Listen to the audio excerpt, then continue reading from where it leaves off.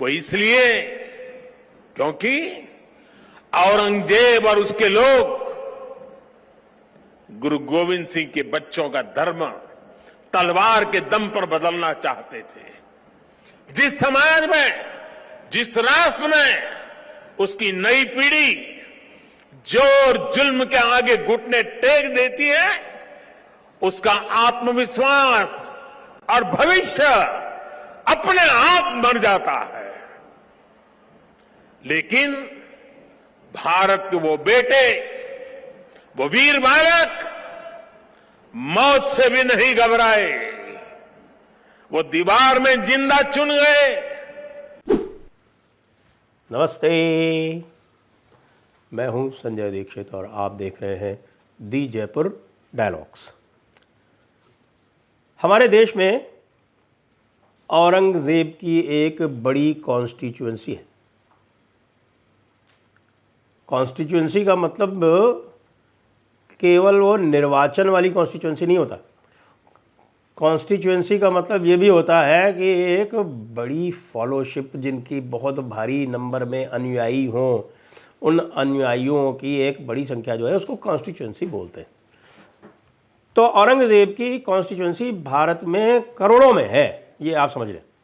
और उस औरंगजेब की कॉन्स्टिट्यूएंसी के रखवाले जो हैं वो बड़ी संख्या में हमारे लिबरल्स में पाए जाते हैं और पंचमक्कारों में तो सभी में पाए ही जाते हैं।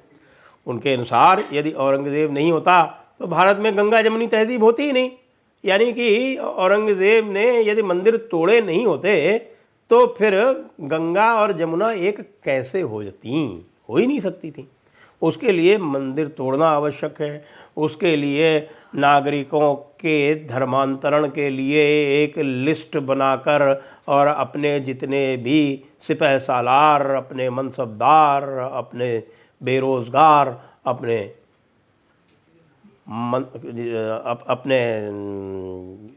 गवर्नर्स, उन सबको वो लिस्ट भेजकर उनके द्वारा धर्मांतरण करवाना आवश्यक था।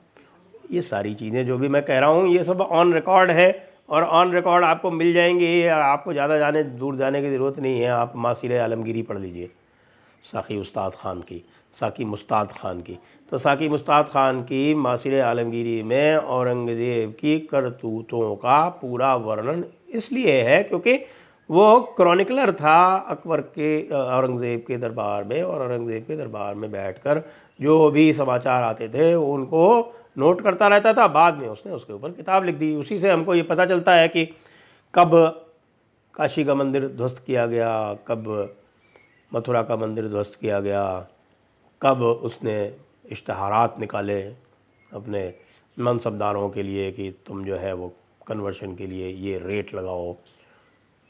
जो भी उनके बड़े बड़े गवर्नर्स थे, जो बड़े ज़मींदार राजे, उन सबको उन्होंने भेजा। तो ये सारी चीज़ें रिकॉर्ड पर हैं। उसी से हमें पता चलता है कि किस तरह से उसने अपने भाइयों का कत्ल किया, इत्यादि इत्यादि। तो औरंगज़ेब जो है वह भारत में एक ऐसा, मैं कहूँगा एक विचित्र एक प्राणी है जिसके आसपास, जिससे सन्निकट और जिससे सन्निध कई धाराएं बहती हैं। उन धाराओं में एक है राष्ट्रवाद की धारा, जो इस औरंगज़ेब को न केवल पूरी तरह नकारती है, औरंगज़ेब के किसी भी प्रकार के इतिहास को, औरंगज़ेब की किसी भी प्रकार की विरासत को ध्वस्त करने का मादा रखती है, ध्वस्त करने का विचार रखती है। और इसके इर्द गिर्द एक धारा बहती है इस्लामिज़म की, जो औरंगज़ेब को ये मानती है कि औरंगज़ेब न होता तो भारत में इस्लाम समाप्त हो गया होता। इसलिए जो औरंगज़ेब की विचारधारा है वही सही विचारधारा है, और जो आपका फतावा आलमगीरी औरंगज़ेब ने लिखवाया वही भारत का सच्चा कानून है। उसी के नक्शे कदम पर बाकी आप जो देखते हैं, जो टू नेशन थियरी चलती है, वो औरंगज़ेब के समय से ही एक प्रकार से, क्योंकि उसने अपने गुरु या अपने पीर सरहिंदी का या सरहिंदी के बेटे, जो उसके जिसका वो शागिर्द था, शेख मासूम, उसकी विचारधारा को आगे बढ़ाया और वही आगे जाके शाह वलीउल्लाह में रिफ्लेक्ट होती है। शाह वलीउल्लाह के बाद फिर आपके शाह अब्दुल रहीम, सैयद अहमद बरेलवी, बाद में तथाकथित सर यानी सर सैयद अहमद ख़ान में, और बाद में फिर उसको इकबाल और जिन्ना उसको मूर्त रूप में परिवर्तित करते हैं पाकिस्तान के माध्यम से। कल औरंगज़ेब के विरुद्ध एक बड़ा बिगुल बजाया है प्रधानमंत्री मोदी ने। आप सोचेंगे कैसे? और वह वीर बाल दिवस के माध्यम से और वीर बाल दिवस पर दिए गए उनके आख्यान से है। और वीर बाल दिवस पर जो आख्यान दिया है वह जो उन्होंने अपने पंच प्रण, जिसको वो पंच प्राण कहते हैं, तो पंच प्राण के स्थान पर पंच प्रण कहना मैं अधिक उपयुक्त समझता हूँ, क्योंकि उसका अर्थ है 5 संकल्प। और वे 5 संकल्प जो हैं उसमें जो पहला संकल्प है वो भारत एक विकसित राष्ट्र बने। दूसरा जो और तीसरा संकल्प जो है वो हमारे लिए अत्यधिक महत्वपूर्ण है आज के लिए। दूसरा संकल्प है गुलामी की मानसिकता का लेश मात्र ना रहना, और तीसरा संकल्प है हमारी विरासत से हमारा प्रेम। और उसके अतिरिक्त चौथा और पांचवा भी है, यानी चौथा है एकता, और अंतिम जाता है नागरिकों में कर्तव्य बोध। जो दूसरा और तीसरा है उससे वीर बाल दिवस पूरी तरह से संबंधित है।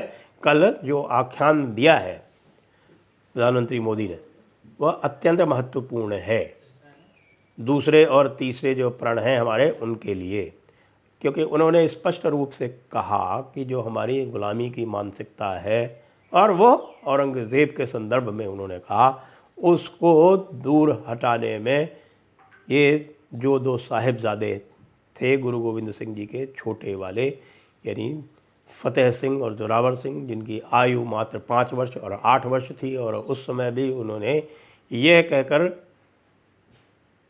धर्म बदलने से इनकार कर दिया कि क्या धर्म बदलने से, छोटे वाले ने पूछा था क्या मैं धर्म बदलूंगा तो क्या मैं अमर हो जाऊंगा, क्या मेरी मृत्यु नहीं होगी? तो जब बताया गया नहीं मृत्यु तो होगी, तो उन्होंने कहा तो फिर जब मरना ही है और मरने के बाद वापस आना ही है तो अभी क्यों नहीं? और वो वीर बालक दोनों मर के अमर हो गए।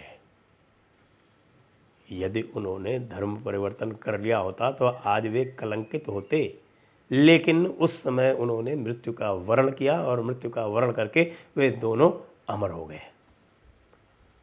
बात यहाँ तक नहीं है, बात आगे जब कड़ी से कड़ी जोड़ते हैं तो कड़ी से कड़ी जोड़ के वीर बालकों का जो महत्व है भारत के इतिहास में उसके ऊपर फिर दृष्टिपात करने की आवश्यकता पड़ती है। वो दृष्टिपात मोदी जी ने कल किया, और उन्होंने वीर बालक भरत से भारत का जो संबंध है उसको इंगित करते हुए फिर भक्त प्रहलाद, भक्त ध्रुव, भक्त नचिकेता, इनकी चर्चा करते हुए बालक राम और कृष्ण कन्हैया इनको भी साथ में लेकर आए।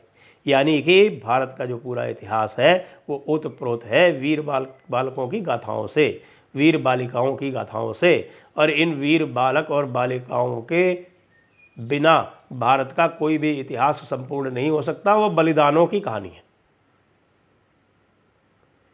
और इस बलिदानों की कहानी को आगे बढ़ाने के लिए इस वीर बाल दिवस से भी अधिक महत्वपूर्ण जो संदेश दिया गया है वीर बाल दिवस, प्रथम वीर बाल दिवस के अवसर पर, और जिसको वो शहीदी सप्ताह कहते हैं। मेरे विचार से तो बलिदानी सप्ताह होना चाहिए, क्योंकि शहीद शब्द जो है वो पूरी तरह से एक इस्लामिक शब्द है, उसका अर्थ जो है वो इस्लाम के लिए मरने वाले के लिए होता है, इस्लामी गाजी ही शहीद हो सकता है। तो ये खैर कोई बात नहीं, मैं ये मान लेता हूँ कि ये शब्दों की अज्ञानता के और शब्द विन्यास के एक जानकारी के अभाव में हो सकता है, और बाद में इसको सही कर दिया जाएगा।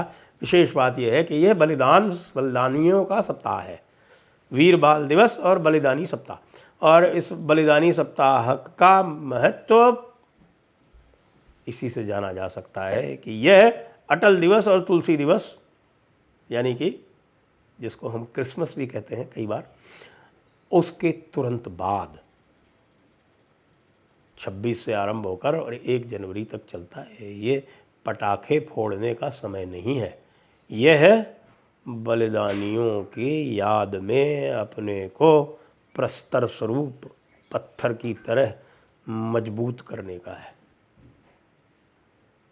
हमारा इतिहास महर्षि दाधीच का इतिहास है, जिनकी अस्थियों से वज्र का निर्माण हुआ था, क्योंकि उस वज्र के अतिरिक्त किसी वृत्रासुर का निधन नहीं किया जा सकता था, उसका हनन नहीं किया जा सकता था। अब आप ये पूछेंगे कि फिर इसमें औरंगज़ेब कहाँ से आया, क्योंकि औरंगज़ेब ही वह आतताई है जिसकी याद करनी अत्यंत आवश्यक है जब भी आप इन 2 वीर बालकों का नाम लेंगे, क्योंकि वो जो वज़ीर ख़ान था जिसने इन वीर बालकों को जिंदा सरहिंद में चुनवाया, वो औरंगज़ेब का ही सिपह सालार था। वह औरंगज़ेब ही था जिसने गुरु गोविंद जी के पिता तेग बहादुर साहब की हत्या करवाई थी, और उसके बाद फिर गुरु गोविंद सिंह जी के ऊपर भी नंबर लगा दिया बाद में। उसके मरने के बाद में जब पूरा मुग़ल साम्राज्य विखंडित होना आरंभ हुआ, उसके बाद भी ये जो वज़ीर ख़ान जो था बदमाश सरहिंद का सूबेदार, इस सूबेदार ने गुरु गोविंद सिंह जी को नांदेड़ में भी, जहाँ वे गए थे बहादुर शाह यानी कि जो उत्तराधिकारी था औरंगज़ेब का, उससे मिलने, वहाँ भी उसने एक हत्यारे को भेजकर उनकी हत्या करवाने में पूरा अपना कर्तव्य निर्वाह किया। उसका कर्तव्य यही था, वो इस्लामिक कर्तव्य था। उसका बदला बंदा बैरागी ने लिया। बंदा बैरागी ने वज़ीर ख़ान को उसी तरह से मारा जैसे उसने गुरु गोविंद सिंह जी की हत्या करवाई थी, बल्कि उससे भी अधिक, हम कह सकते हैं कि उससे भी अधिक क्रूरता दिखाते हुए, शठे शाठ्यम समाचरेत के धर्म का पालन करते हुए उसका वध किया। और दुष्ट का वध करना तो हमारे शास्त्रों में है। राम ने रावण का वध किया, कृष्ण ने तो अपने बाल्यकाल में अनंत लीलाएं करते हुए कई सारे राक्षसों का उस समय ही वध किया, अपने दुष्ट मामा कंस का वध किया, और उसके बाद अर्जुन के माध्यम से पूरे कौरव मात्र का वंश नष्ट करवाया। क्यों? क्योंकि धर्म की स्थापना के लिए अधर्म का नाश आवश्यक है। ये बार बार कहना, आज ही मैं बात कर रहा था, कहीं एक स्पेस पे बात हो रही थी, उस पर कह रहे थे कि साहब सबको आपस में इंसानियत बरतनी चाहिए। जी हाँ, सबको आपस में इंसानियत बरतनी चाहिए। इंसान इंसानियत के साथ इंसानियत बरत सकता है, लेकिन शैतान के साथ इंसानियत नहीं बरती जा सकती। और शैतान का वध करने के लिए हमारे शास्त्रों में पूरा वर्णन है। ये अलग बात है कि इस्लाम में और क्रिश्चियनिटी में आप शैतान का वध नहीं कर सकते, लेकिन यहाँ तो शैतान का वध किया जा सकता है। इसीलिए औरंगज़ेब जैसे शैतान का जो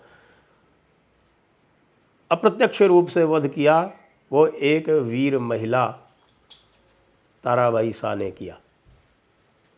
और आज का जो यह संदेश है वो ये है कि अपने आसपास जो भी औरंगज़ेब हों उनको ढूंढ निकालें और उन औरंगज़ेबों का वध करें। ये सांकेतिक है, ये एक अलंकारिक भाषा का प्रयोग कर रहा हूँ मैं किसी को औरंगज़ेब नहीं कह रहा हूँ, मैं उस मानसिकता की बात कह रहा हूँ जो औरंगज़ेब की मानसिकता है और जो आज भी चारों तरफ दिखाई पड़ती है। इसीलिए यह दिवस वीर बाल दिवस और यह आख्यान अत्यंत महत्वपूर्ण है। हमारे वीर बालक बालिकाओं, हमारे वीरों का, हमारे बलिदानियों का सम्मान हो और औरंगज़ेबों का वध हो। जय हिंद, वंदे मातरम।